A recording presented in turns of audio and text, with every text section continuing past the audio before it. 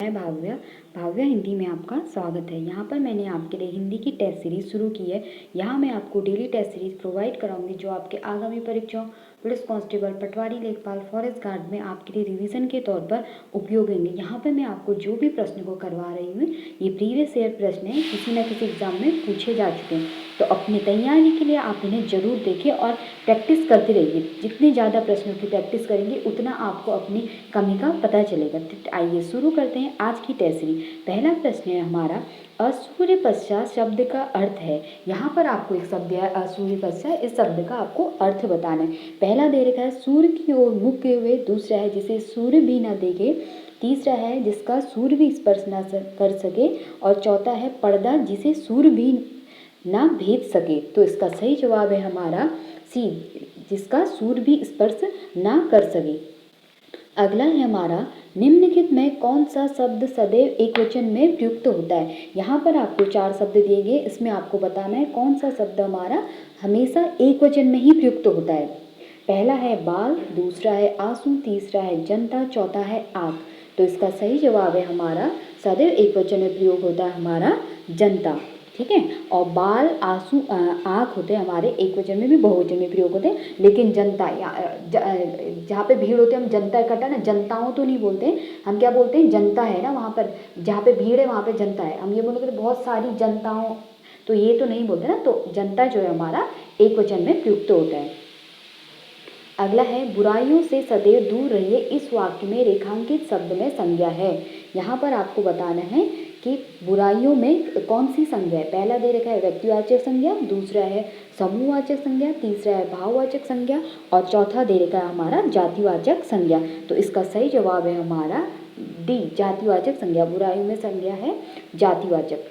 अगला है, आवाहन का विलोम शब्द है। यहाँ पर आपको बताना है आवाहन का विलोम शब्द क्या होगा। पहला दे रखा विसर्जन, दूसरा अवरोध, तीसरा अनुवर, और चौथा अनाहार। ठीक है, तो आवाहन का विलोम शब्द हो गया हमारा विसर्जन। अगला है, अधोलिखित में उपसर्ग है। यहाँ पर आपको बताना है अधोलिखित में उपसर्ग क्या है। पहला अधः, दूसरा अर, तीसरा गति, चौथा अधो। तो अधोलिखित में हमारा क्या उपसर्ग होगा। इसका सही जवाब है ए, अधः। अधः अधः धन लिखित बनेगा अधोलिखित। अगला है, निम्नलिखित में से शैलेश मटियानी की रचना नहीं है। यहाँ पर आपको 4 रचनाएं दी गई हैं, इसमें आपको बताना है कौन सी रचना है जो शैलेश मटियानी की नहीं है। पहला है 52 नदियों का संगम, दूसरा है आकाश कितना अनंत है, चौथा है तीसरा है सर्पगंधा, और चौथा दे रखा है एक सड़क 57 गलियाँ। तो शैलेश मटियानी जी की रचना कौन सी है। इसका सही जवाब है हमारा एक सड़क 57 गलियाँ। शैलेश मटियानी का जन्म कब हुआ था। 1931 में। 1931 में हुआ था अल्मोड़ा में। ठीक है, कभी कभी सन भी पूछ लेता है और जगह का नाम भी। ठीक है, 1931 में हुआ था, अल्मोड़ा में हुआ था। और इनका निधन कब हुआ था। इनका निधन हुआ था 2001 में।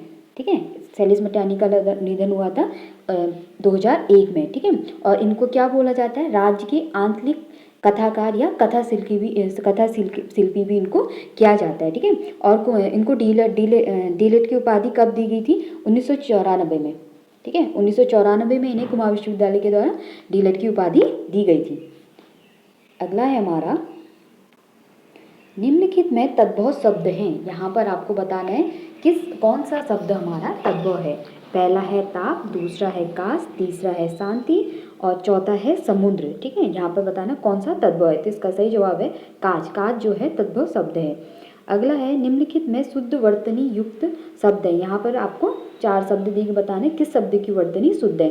तो इसका सही जवाब है हमारा सी, तरु छाया। तरु छाया, जो चौ होगा हमारा आधा होगा और छाया। ठीक है, ये ध्यान देना, चौ जो होगा आधा होगा, तरु छाया।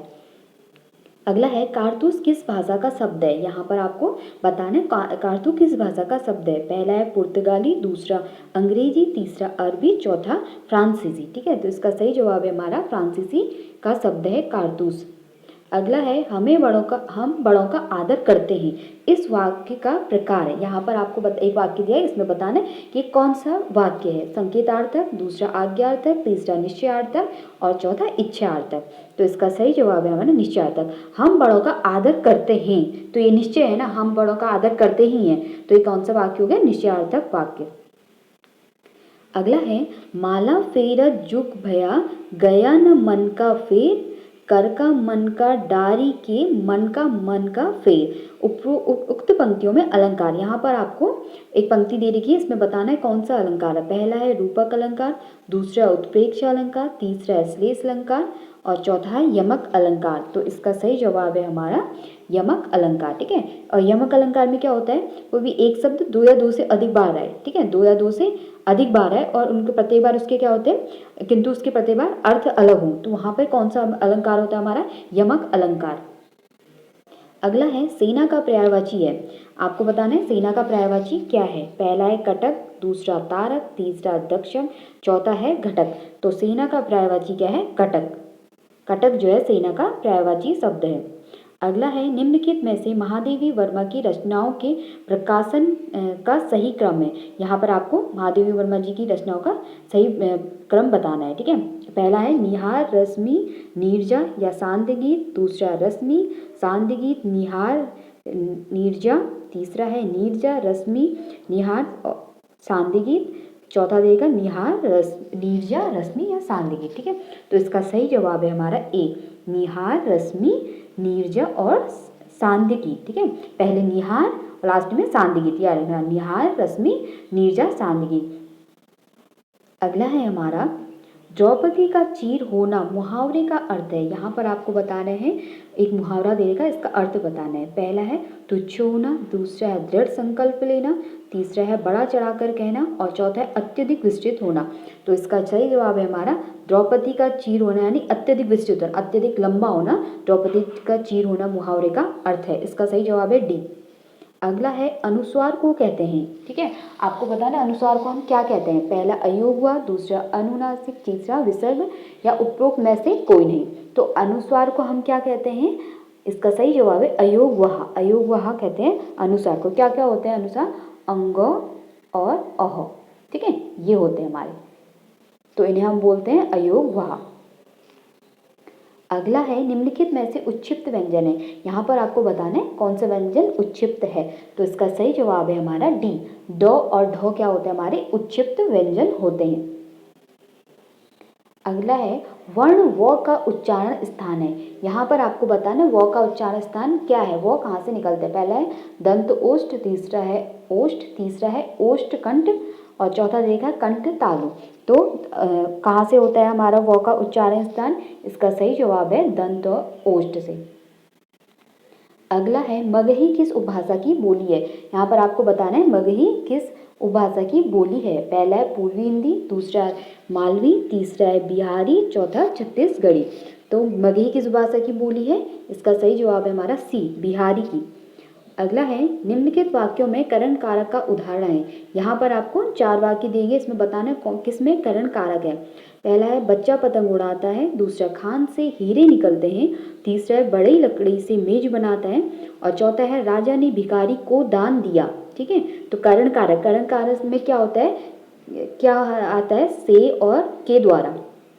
ठीक है, इसकी पहचान कैसे करते हैं, से या के द्वारा। ठीक है, यहाँ पे क्या होगा, कारण होगा, उसके कारण। ठीक है, तो वहां पर होता है हमारा करण कारक। तो इसका सही जवाब है हमारा बड़ी लकड़ी से मेज बनाता है, इसका सी सही जवाब है।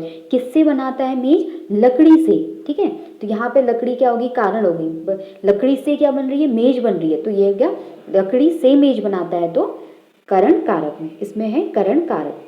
अगला और लास्ट है हमारा उच्चारण शब्द का संधि विच्छेद है। यहाँ पर आपको बताना है उच्चारण का संधि विच्छेद। पहला दे रखा है उच्च धनचारण, दूसरा दे रखा है उच्चा धनचारण, तीसरा है उच्च धनचारण और डी दे रखा है हमारा लास्ट, चौथा दे रखा है उत्धनचारण।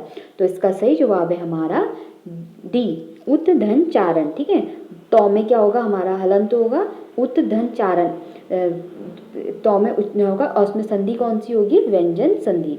ठीक ठीक है। इसमें कौन सी संधि होगी? ये व्यंजन संधि। तो ये थी हमारी आज की क्लास। मिलते हैं नेक्स्ट वीडियो में। खूब पढ़िए और अपना ध्यान रखिए। जितना ज़्यादा हो सके उतना ज़्यादा प्रश्नों की प्रैक्टिस कीजिए। Thank you so much.